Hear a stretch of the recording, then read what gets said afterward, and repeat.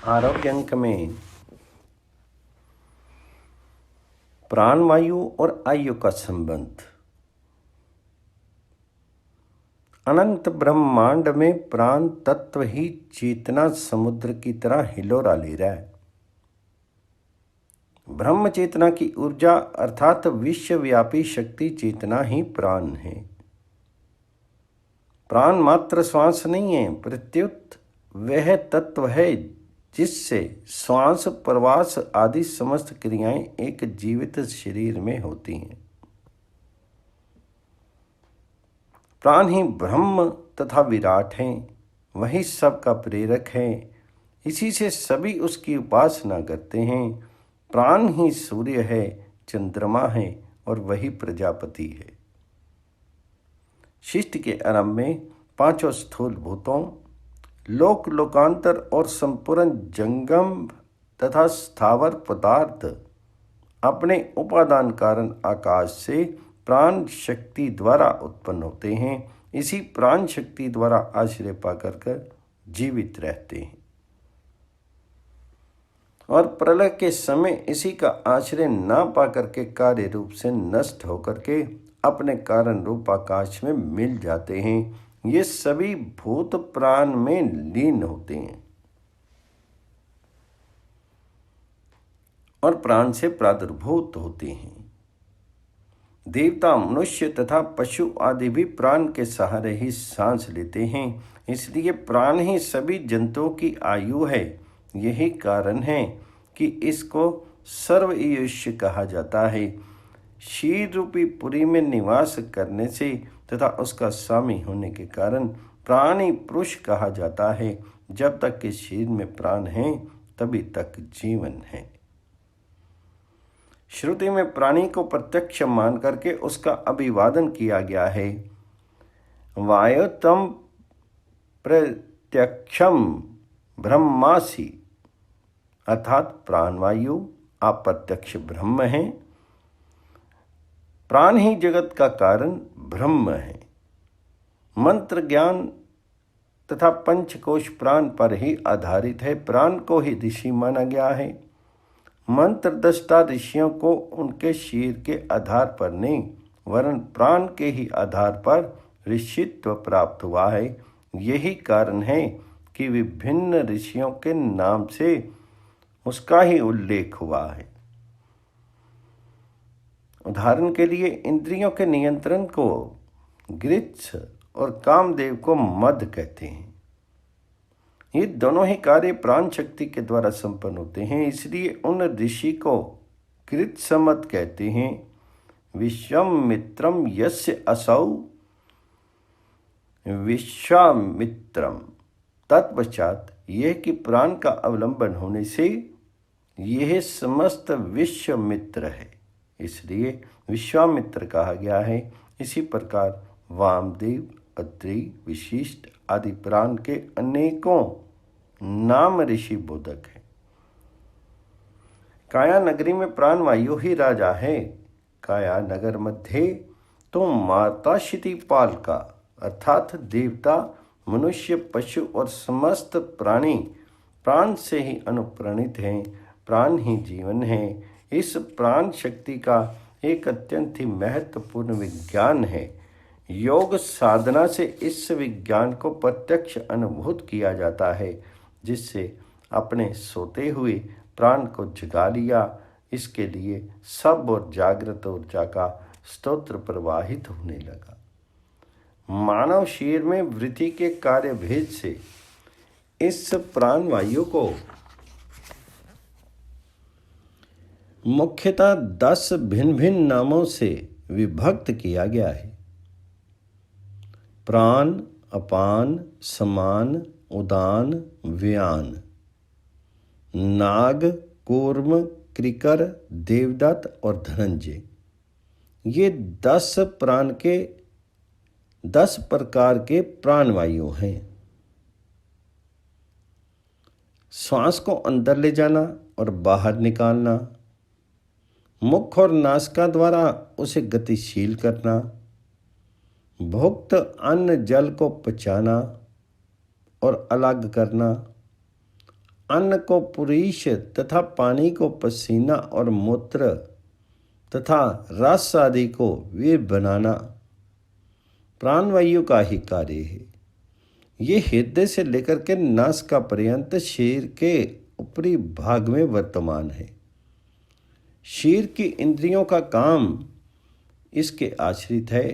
अपान वायु का कार्य गुदा से मल, उपस से मूत्र और अंडकोश से वीर्य निकालना तथा गर्भ आदि को नीचे ले जाना एवं कमर, घुटने और जांघ का कार्य करना है।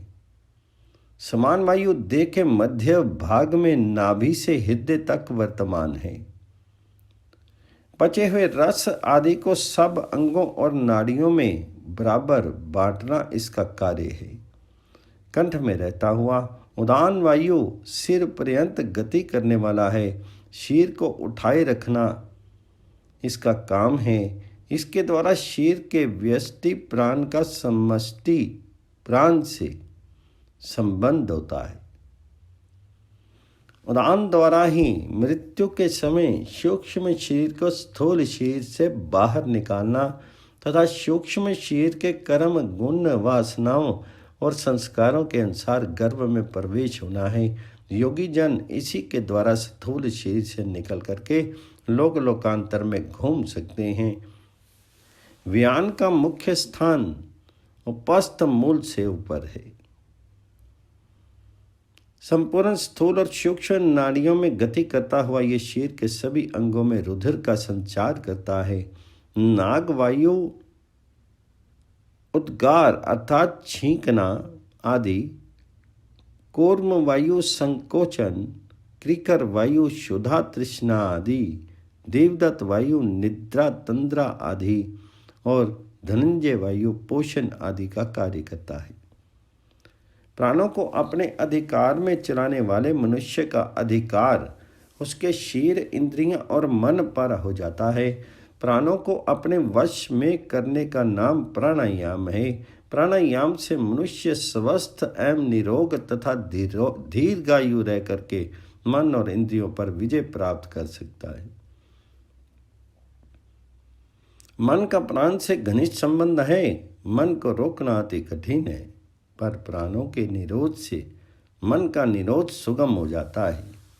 इसलिए प्राणायाम का मनुष्य जीवन में अत्यधिक महत्व है। सूक्ष्म प्राण मनुष्य के शरीर में प्राण प्रवाहिनी नाड़ियां असंख्य हैं। इनमें 15 प्रमुख हैं। पहली शमना, दूसरी इड़ा, तीसरी पिंगला, चौथा गंधारी, पांचवी हस्तिजिह्वा, छठा पूसा, सातवां ससुनी, आठवां शूरा, नौवां कुहू, 10वीं सरस्वती, 11वीं वारनी, 12वीं अलम्बुषा, 13वीं विश्वोदरी, 14वीं शंखनी और 15वीं चित्रा। सुषुम्ना, इड़ा, पिंगला ये 3 नाड़ियां प्रधान हैं। इन तीनों में सुषुम्ना सर्वश्रेष्ठ है।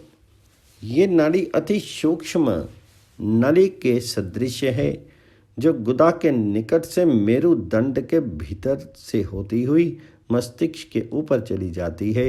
इसी स्थान से इसके वाम भाग से इड़ा और दक्षिण भाग से पिंगला नासिका के मूल पर्यंत चली गई है। वहाँ भ्रूमध्य में ये 3 नाड़ियाँ परस्पर मिल जाती हैं। सुषुम्ना को सरस्वती, इड़ा को गंगा और पिंगला को जमुना भी कहते हैं। गुदा के समीप जहाँ ये तीनों नाड़ियाँ पृथक होती हैं, उनकी मुक्त त्रिवेणी और भ्रूमध्य में जहाँ ये तीनों पुनः मिल गई हैं, उनको युक्त त्रिवेणी कहते हैं। इड़ा को चंद्र नाड़ी और पिंगला को सूर्य नाड़ी कहते हैं। जब बाएं नथने से श्वास अधिक वेग से निकले या चलता रहे तो उसे इड़ा या चंद्र स्वर कहते हैं, और जब दाएं से अधिक वेग से निकले तो उसे पिंगला या सूर्य स्वर कहते हैं। जब दोनों नथनों से श्वास समान गति से अथवा एक क्षण एक नथने से दूसरे क्षण दूसरे नथने से निःसृत हो तो उसे सुषुम्ना स्वर कहते हैं। स्वस्थ मनुष्य का स्वर प्रतिदिन प्रातःकाल सूर्य उदय के समय से ढाई ढाई घड़ी के हिसाब से क्रमशः एक एक नथने से चला करता है। इस प्रकार एक दिन रात में 12 बार बाएं और 12 बार ही दाएं नथने से क्रम के अनुसार श्वास चलता है। शारीरिक विकार एवं रोग की अवस्था में स्वर अनियमित चलने लगता है। जुकाम की अवस्था में अपने प्रयत्न द्वारा स्वर को बदलने से रोग निवृत्ति में बड़ी सहायता मिलती है। जब ईड़ा अर्थात चंद्र वाम स्वर चल रहा हो तो स्थायी कार्य करना चाहिए। इसमें अल्प श्रम और प्रबंध की आवश्यकता हो और दूध, जल आदि तरल पदार्थों के पीने, पेशाब करने, यात्रा और भजन साधन आदि शांति के कार्य करने चाहिए।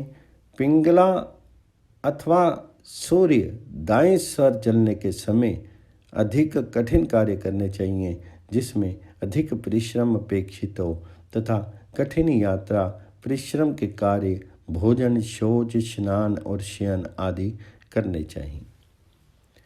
जब दोनों स्वर सम अथवा एक एक क्षण में बदलते हुए चल रहे हों तो इस स्थिति में योग साधन तथा सात्विक धर्मार्थ कार्य करने चाहिए। यदि सुषुम्ना स्वर नहीं चल रहा हो तो ध्यान आदि से पूर्व प्राणायाम अवश्य करना चाहिए। सामान्यतः प्राणायाम श्वास उच्छ्वास की एक व्यायाम पद्धति है जिससे फेफड़े बलिष्ठ होते हैं। रक्त संचार की व्यवस्था सुधरने से समग्र आरोग्य एवं दीर्घ आयु का लाभ मिलता है। शीर विज्ञान के अनुसार मनुष्य के दोनों फेफड़े सांस को अपने भीतर भरने के लिए ये यंत्र हैं जिनमें भरी हुई वायु समस्त शरीर में पहुंच करके ओषजन अर्थात ऑक्सीजन प्रदान करती है और विभिन्न अवयवों में से उत्पन्न हुई मलिनता कार्बनिक गैस को निकाल करके बाहर करती है। ये क्रिया ठीक तरह होती रहने से फेफड़े मजबूत होते हैं और रक्त शोधन का कार्य चलता रहता है। प्रायः ऐसा देखा जाता है कि अधिकांश व्यक्ति गहरी सांस लेने के अभ्यस्त नहीं होते हैं, वे उथली सांस ही लेते हैं जिससे फेफड़ों का लगभग 1/4 ही भाग कार्य करता है। शेष 3/4 भाग लगभग निष्क्रिय पड़ा रहता है। शहद की मक्खी के छत्ते की तरह फेफड़ों में प्रायः 7,30,00,000 स्पंज जैसे कोष्ठक होते हैं। साधारण हल्की सांस लेने पर उसमें से लगभग 2 करोड़ छिद्रों में ही प्राणवायु का संचार होता है। शेष 5,30,00,000 छिद्रों में प्राणवायु ना पहुंचने से ये निष्क्रिय पड़े रहते हैं। परिणामतः इनमें जड़ता और गंदगी जमने लगती है जिससे क्षय, टीबी, खांसी, ब्रोंकिटिस आदि भयंकर रोगों से व्यक्ति आक्रांत हो जाता है। इस प्रकार फेफड़ों की कार्य पद्धति का अधूरापन रक्त शुद्धि पर प्रभाव डालता है, हृदय कमजोर पड़ता है और परिणामतः अकाल मृत्यु नित्य ही उपस्थित रहती है। इस स्थिति में प्राणवायु की महत्ता व्यक्ति की दीर्घ आयु के लिए अत्याधिक हो जाती है। विभिन्न रोगों का निवारण प्राणवायु का प्राणायाम के द्वारा नियमन करने से आसानी से किया जा सकता है। इस विज्ञान अर्थात प्राणवायु के विज्ञान की जानकारी से मानव स्वयं तथा दूसरों के स्वास्थ्य को सुव्यवस्थित करके सुखी एवं आनंदपूर्ण जीवन का पूर्ण लाभ लेता हुआ अपनी आयु को बढ़ा सकता है। यही कारण है कि प्रत्येक धर्म कार्य में, शुभ कार्य में तथा संध्या वंदन के नित्य कर्म में प्राणायाम को एक आवश्यक धर्म कृत्य के रूप में सम्मिलित किया गया है। उद्वेग, चिंता, क्रोध, निराशा, भय और कामुकता आदि मनोविकारों का समाधान प्राणायाम द्वारा सरलता पूर्वक किया जा सकता है। इतना ही नहीं, मस्तिष्क की क्षमता बढ़ाने में स्मरण शक्ति, कुशाग्रता, सूझबूझ, दूरदर्शिता, सूक्ष्म निरीक्षण, धारणा, प्रज्ञा, मेधा आदि मानसिक विशेषताओं का अभिवर्धन करके प्राणायाम द्वारा दीर्घजीवी बन करके जीवन का वास्तविक आनंद प्राप्त किया जा सकता है। प्राणायाम मात्र सांस खींचना और छोड़ना ही नहीं है, ये तो उसकी प्रारंभिक परिपाटी है। अनेक प्राणायाम ऐसे विलक्षण हैं जिनमें सांस खींचने छोड़ने की आवश्यकता नहीं पड़ती। उनमें प्राणवायु का आकर्षण एवं विकर्षण ही प्रधान रहता है। प्राणवायु का संचय होने से समाधि लगती है। परिणामतः मानव काल को वश में करके मनचाही अवधि तक जीवित रह सकता है और प्राण त्याग भी उसे सरलता से कर सकता है। शरीर और मन प्राण शक्ति से ही चलते हैं। प्राणवायु पर नियंत्रण करने की विधि को जानने वाला अपने शरीर और मन की प्रत्येक क्रिया पर नियंत्रण रख सकने की क्षमता से सुसंपन्न हो जाता है। इस प्रकार के सभी विधि विधान प्राणायाम विद्या के अंतर्गत आते हैं। प्राणायाम की महिमा का वर्णन शास्त्रकारों ने इस प्रकार किया है। सम्यक प्राणायाम से शारीरिक दोष दूर होते हैं। कुंभक से शरीर और मन ये दोनों मल रहित होते हैं। धारणा से पाप नष्ट होते हैं। प्रत्याहार से इंद्रियों का संसर्ग छूटता है और ध्यान से अनिश्वर यानी जिनके ऊपर कोई शासक नहीं है ऐसे उस परमात्मा का ज्ञान प्राप्त होता है। आरोग्य अंक में प्राण तत्व परमात्मा की चार एवं अचर सृष्टि में जो क्रियात्मिका शक्ति अथवा जो गत्यात्मिका शक्ति है उसको प्राण शक्ति कहते हैं। प्राण शक्ति के कारण ही मानव, पशु, पक्षी, कीट पतंग और वृक्ष, लता, गुल्म एवं पर्वत आदि के अवयवों में उपचय तथा अपचय की वृद्धि एवं ह्रास होते हैं। प्राण शक्ति के कारण ही मनुष्य, पशु, वृक्ष एवं पाषाण के अव्यय या अंग विकसित होते हैं।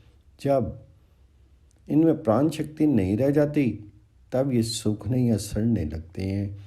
चार जगत यानी मनुष्य तथा पशु आदि में तो प्राण वियोग के लक्षण सद्य प्रतीत होने लगते हैं। तो वृक्ष आदि में कुछ विलंब से और पाषाण आदि में तो बहुत ही विलंब से प्रतीत होती है। भारत में लोग विंध्य पर्वत को मृत पर्वत अर्थात प्राणहीन पर्वत कहते हैं और हिमालय की सजीव या सपरमान कहते हैं। कहा जाता है कि हिमालय आज भी बढ़ रहा है। मनुष्य आदि के शरीर में जो रक्त संचार है वह प्राण शक्ति की ही क्रिया है। वृक्षों में जो रस का संचार हो रहा है वह भी प्राण क्रिया से ही हो रहा है। जीव ही की सत्ता तो सर्वत्र है, इसलिए जीव व्यापक है, पर प्राण के संयोग एवं वियोग से ही शरीर में जीव की सत्ता और असत्ता का अनुमान करते हैं। इस तथ्य को अथर्ववेद इन दो मंत्रों में इस प्रकार कहा है।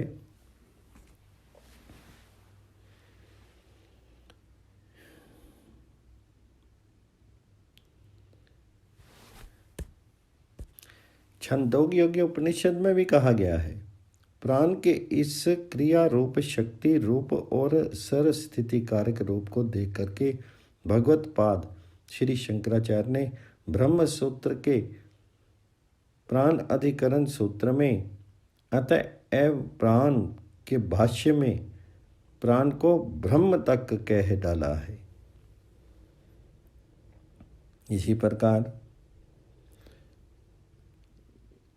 पर तदन अधिकरण सूत्र में भी कहा गया है कि भाष्यता उपपन्न संशय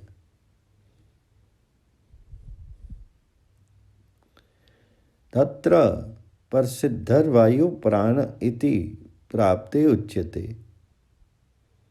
प्राण शब्दम ब्रह्म विज्ञेयम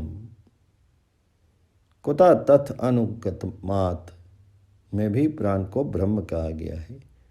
यद्यपि इन दोनों स्थलों पर प्रकरण विषात प्राण का अर्थ ब्रह्म करना पड़ा है, किंतु इतना तो मानना ही पड़ता है कि ब्रह्म से कुछ सदृश्य होने से ही प्राण को ब्रह्म कहा गया है। स्थिति इस शरीर पर विचार करते हुए आचार्य ने कहा है कि महतत्व के दो रूप हैं, क्रिया शक्ति तथा ज्ञान शक्ति। इस क्रिया शक्ति को प्राण कहते हैं और इस ज्ञान शक्ति को बुद्धि कहते हैं। इस तथ्य को आचार्यों ने कई स्थलों पर कहा है। जैसे बृहद अरण्य को उपनिषद के शांकर भाष्य में कार्यात्मके शीरवस्थे क्रियात्मकस्तौ प्राणा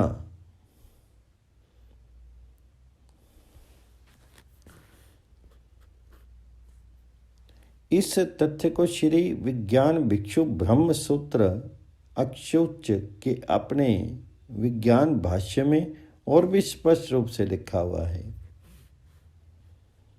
महदत्व तत्वस्य रूपदेयम एका क्रियात्मिका शक्ति प्राण अपरा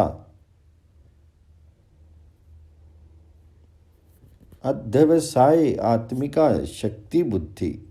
प्राण ही बुद्धि है। इस बात को अपने सिद्धांत लेश संग्रह में स्वीकारा है। यो वे प्राणा सप्रज्ञा या प्रज्ञा सप्राणा इति श्रुते। सांख्य कारिका की तथा पंतंजल योग सूत्र की अपनी व्याख्या में श्री वाचस्पति मिश्र ने भी यही कहा है। देवी भागवत में शक्ति रूप इस प्राण की बड़ी अच्छी स्तुति की गई है। इस प्राण की उत्पत्ति के विषय में शास्त्रों में अनेक प्रकार मिलते हैं। वेदांत परिभाषा में लिखा है कि परमात्मा के इक्षण से पंच महाभूत व्यक्त होते हैं। इन्हीं रजोगुण प्रधान भूत पंच महाभूतों से प्राण की उत्पत्ति होती है। यही बात विद्या अरण्य स्वामी ने पंचदशी ग्रंथ में भी कही है।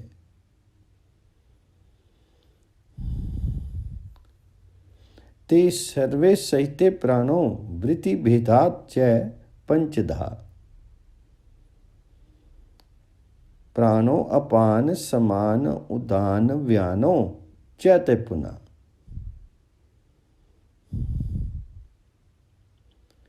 बृहद अरण्य का उपनिषद, मुंडको उपनिषद और प्रश्न उपनिषद में तो साक्षात परमात्मा से ही प्राण की उत्पत्ति वर्णित है।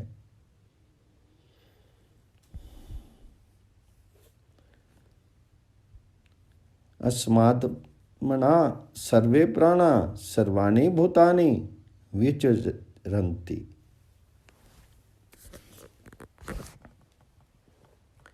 ब्रह्म सूत्र में प्राण की उत्पत्ति के विषय में बहुत विचार किया गया है। अंत में कहा गया है कि सांख्य सिद्धांत के सृष्टि प्रक्रिया में स्पर्श तन्मात्रा से वायु की उत्पत्ति मानी गई है और गति के सामान्य होने से वायु के साथ प्राण शब्द का व्यवहार किया गया है। यही बात पतंजल योग सूत्र में भी कही गई है न्याय वैशेषिक आचार्यों ने 9 द्रव्यों के अंतर्गत वायु द्रव्य में ही प्राण का अंतर्भाव कर दिया है। उनका कहना है कि शीरगत स्थान भेद से एक ही वायु प्राण, अपान आदि नामों से व्यवहृत होती है। जैसे हृदय स्थानीय वायु प्राण है, गुदस्थानीय वायु अपान है, संपूर्ण शरीर में घूमने वाला वायु व्यान है, कंठ स्थानीय वायु उदान है और नाभि स्थानीय वायु समान है। इस प्रकार इन आचार्यों ने वायु को प्राण कहा है, पर इनका तात्पर्य वायु को प्राण कहने में नहीं है। वस्तुतः प्राण गत्यात्मक है, वह साक्षात ब्रह्म से अथवा प्रकृति रूपा माया से उत्पन्न है। इस प्राण की गत्यात्मकता सदा गतिक वायु में पाई जाती है, अतः गौणी वृत्ति से वायु को प्राण कह देते हैं। इसमें भी शरीर के प्रधान अंग हृदय या नासिका में रहने वाले वायु को विशेष रूप से प्राण वायु कह देते हैं। इसी प्रकार प्राण की संख्या के विषय में भी मतभेद है। कहीं प्राण एक है ऐसा कहा है, कहीं 5 कहा है, कहीं 7, कहीं 9, कहीं 10, कहीं 11 और कहीं 12। जैसे अनुश्च के विज्ञान भाष्य में कहा है कि महतत्व के 2 रूप हैं, एक क्रियात्मका शक्ति और दूसरी अध्यात्मका शक्ति। यहाँ क्रियात्मका शक्ति प्राण को माना गया है जो एक है। प्राण 5 प्राण तो प्रसिद्ध ही हैं, जैसे वेदांत परिभाषा के विषय प्रकरण में कहा गया है, पंच प्राण मनोबुद्धि इत्यादि। इसी को पंचदशीकार ने कहा है कि प्राण एक ही हैं, पर वृत्ति भेद से 5 प्रकार के हो जाते हैं। ते सर्वे सहिते प्राणो वृत्ति भेदाश्च पंचदा।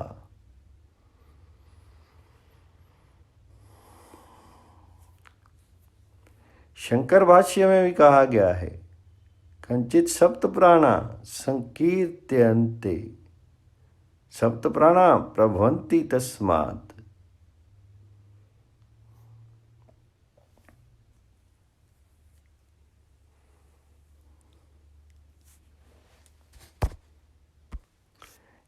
इस शंकर भाष्य की अपनी भामती व्याख्या में श्री वाचस्पति मिश्र ने इस प्रकार स्पष्ट किया है, 7 प्राण हैं। चक्षु, घ्राण, रसना, वाक, श्रोत्र, मन और त्वक। 8 प्राण हैं। घ्राण, रसना, वाक, चक्षु, श्रोत्र, मन, हस्त और त्वक। 9 प्राण हैं। 2 श्रोत्र, 2 आँख, 2 घ्राण, 1 वाणी, पायु और उपस्थ अथवा बुद्धि तथा मन।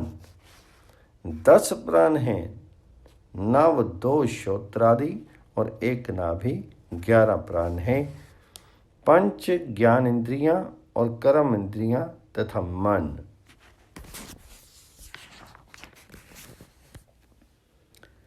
बारह प्राण हैं। 5 ज्ञान इंद्रियां, 5 कर्म इंद्रियां, मन और 12वां हृदय। 13 प्राण हैं। हृदय और मन के साथ 5 ज्ञान इंद्रियां, 5 कर्म इंद्रियां तथा अहंकार। यहाँ सूत्र से लेकर के 2 4 19 सूत्र तक प्राण पर बहुत विचार किया गया है। 7 प्राण के पक्ष में भगवत पाद का अधिक झुकाव है। फिर अंत में निर्णय देते समय हृदयस्थो स्थिति अस्तो नैवम, इस ब्रह्मसूत्र के भाष्य में भी लिखा है, तस्मात् एकादशै पुराणा शब्दत अर्थेश्च चेति सिद्धम। अर्थात ये सिद्ध हुआ कि शब्दता और अर्थता 11 प्राण है। इसके बाद फिर न वायु क्रिये पृथक उपदेशात। इस सूत्र में कहते हैं कि प्राण ना तो वायु है और ना तो क्रिया है, किंतु वायु ही अध्यात्म रूप प्राप्त करके पंचव्यूह होकर के प्राण नाम से कहा जाता है। इस प्रकार निर्णय दिया गया कि वायु महाभूत नहीं अपितु वायु जो देवता रूप है वही अपना पंचव्यूह रूप प्राण अपान आदि रूप में शरीर में रहते हैं। अतः प्राण वायु देवता है और प्राण अपान आदि उसके व्यूह हैं। जैसे पंचरात्र आगम में परमात्मा के वसुदेव संकर्षण प्रद्युम्न अनिरुद्ध आदि व्यूह माने गए हैं। छंदोग्योपनिषद में पंचम अध्याय में एक प्राण विद्या वर्णित है। वहाँ ये दिखाया गया कि एक बार प्राण के साथ चक्षुर आदि इंद्रियों की स्पर्धा हुई कि हम लोगों में कौन ज्येष्ठ है कौन श्रेष्ठ है। महत्ता प्रदर्शित करने के क्रम में चक्षुर इंद्रिय चली गई। चक्षुर इंद्रिय के चले जाने पर प्राणी अंधा बन करके जीवित रहा। उस प्राणी को देख करके चक्षुर इंद्रिय लज्जित हुई और अपने को पराजित मान करके पुनः वापस आकर के शरीर में स्थित होगी। इसी प्रकार क्रमशः श्रोत्र घ्राण रसना तथा त्वक आदि इंद्रियां भी शरीर छोड़ करके चली गई और वह व्यक्ति बधिर और मूक आदि के रूप में जीवित रहा। अंत में प्राण की बारी आई, प्राण जाने लगा। पाप के निकलते समय सभी इंद्रियां शिथिल होने लगी, निस्तेज होने लगी और निष्क्रिय होने लगी। तब सभी इंद्रियों ने प्राण को रोका और प्राण से शरीर में रहने के लिए अभ्यर्थना की। सभी इंद्रियों ने प्राण से न जाने के लिए कहा। अंत में स्वीकारा गया कि आँख श्रोत्र आदि जो कहे जाते हैं वे सब प्राण ही हैं। इस स्थल पर इंद्रियों के साथ स्पर्धा होने से शंका होती है कि प्राण भी इंद्रिय है क्या, पर वस्तुतः ये बात नहीं है। यथार्थता प्राण सभी इंद्रियों का प्रेरक तथा उज्जीवक और शक्तिगर बल है। इस बात को भगवत पाद श्री शंकराचार्य ने भी कहा है।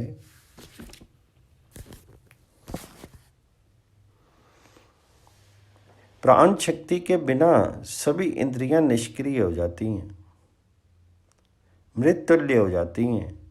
इंद्रियों में कार्य क्षमता प्राण से ही प्राप्त होती है। यहाँ तक कि मन को रोकने के लिए योगाचार्य ने प्राण को रोकने का विधान किया है।